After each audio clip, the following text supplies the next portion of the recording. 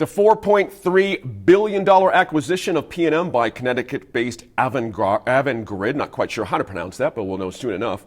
That's going to go before the Public Regulation Commission next month.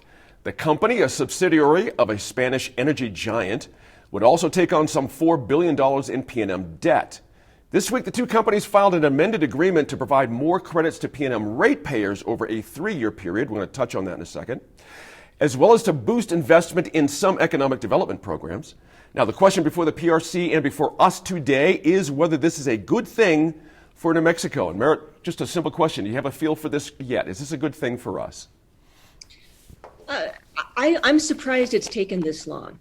I kind of feel like in the Southwest, it's kind of surprising. You've got El Paso Electric, that's, of course, is under acquisition right now. There's some holdups, but that's been that deal is been under consideration for some time. You've got Arizona Public Service, you've got PNM, but the story of regulated public utilities.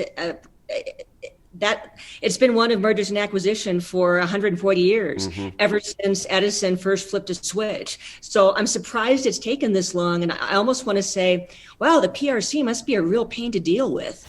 And it just took this long. It's like, do we really want to go deal with that? So I think it's inevitable. I think it's a global trend. I think the most interesting thing today, we were just saying before we went in, is the latest part of the deal is, okay, we won't sell it off for at least 10 years now. Right. This is going to be just a continuing vertical integration in the energy industry until either on a global level or on a national level, there is a decision made to institute some antitrust legislation and break up some of these mega firms. Oh, wow. That's interesting. We have to take that on in a little bit, not quite in this discussion. Serge, interesting, in public testimony, the merger, both Bernalillo County and the Attorney General's office poked at the estimate that the merger will add 100 jobs, as the company has claimed. The county's consultant said it looked pulled out of thin air. Does this sort of thing get enough scrutiny? I mean, they came back and sort of added to the jobs thing, but it's still, I think I agree with the commissioners, it did feel a little pulled out of thin air there.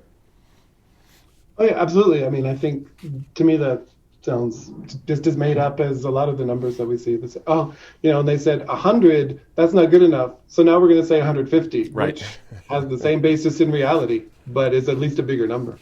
So yeah, I think that those numbers, who obviously it's reading tea leaves to try to figure out how real or not real that is. And I don't know what to make of that other than it's just corporate talk.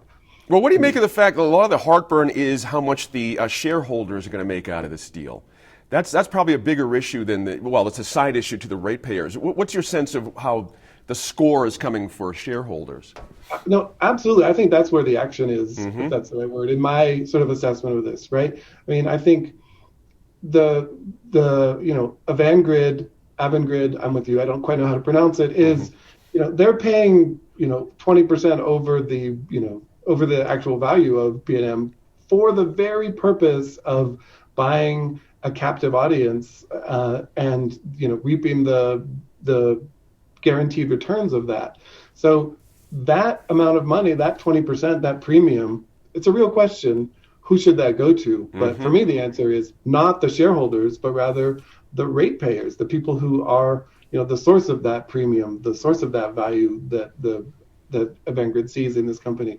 So, the investors, the shareholders, they're going to get paid, for the money that they put in, but the extra, that 20%, that value, that's created by the regulatory framework from the state of New Mexico, and the people are paying the rates. And much, much more of this should be, allocated to that than what I'm hearing. Interesting point there, Senator. Good quote here from from Attorney General Hector Balderas. He said, quote, "I strongly support the transition of the state's largest utility to Avangrid, a leader in clean energy, but I remain concerned that the deal results in overwhelming profit for PNM."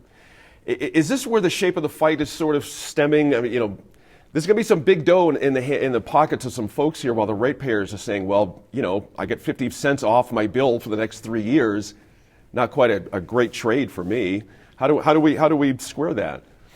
I think that's where New Mexican,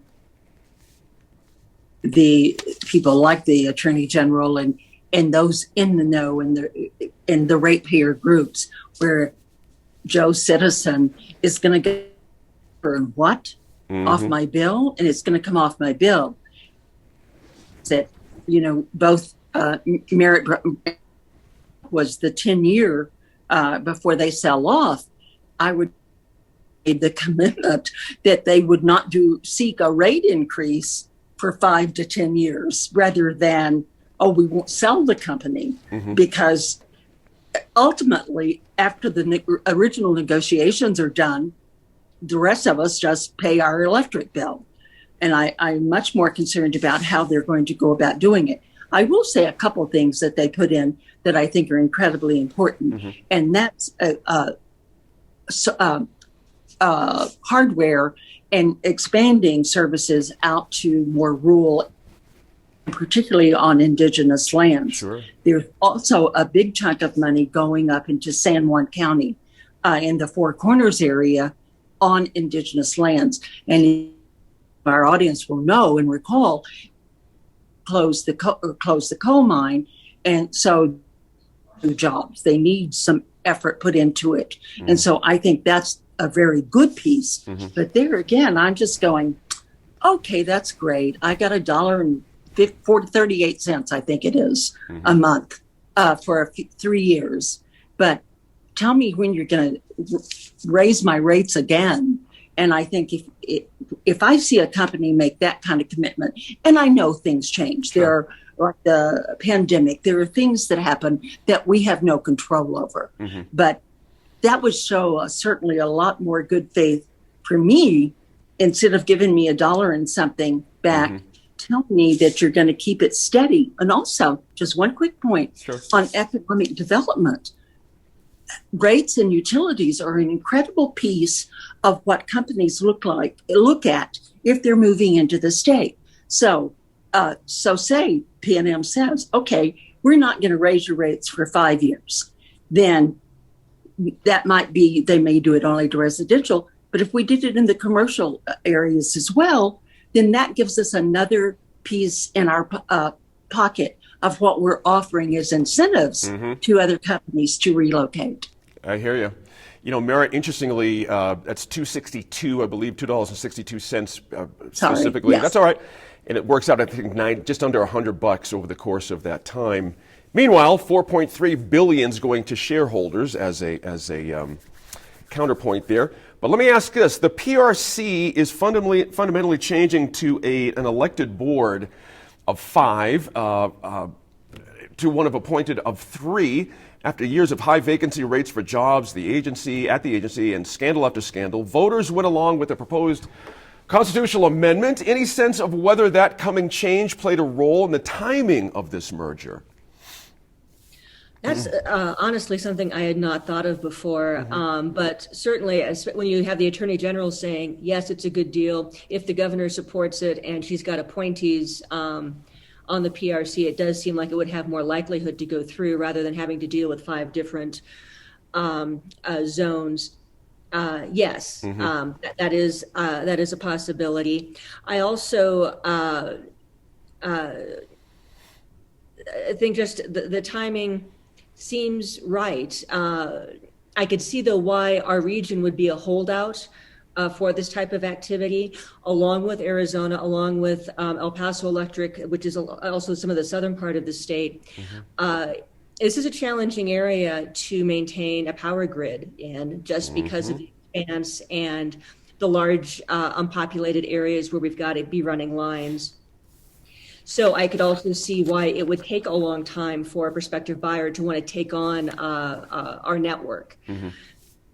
So I think the changing role of the PRC with this major transaction, certainly it's a major test. And I guess the question is, would it still go through before or after the change in the PRC? That's a good point there. Hey, out of time, but thanks to you all for going from tourism to energy to gubernatorial politics this week. Stay healthy. I'm back in a moment with some final thoughts.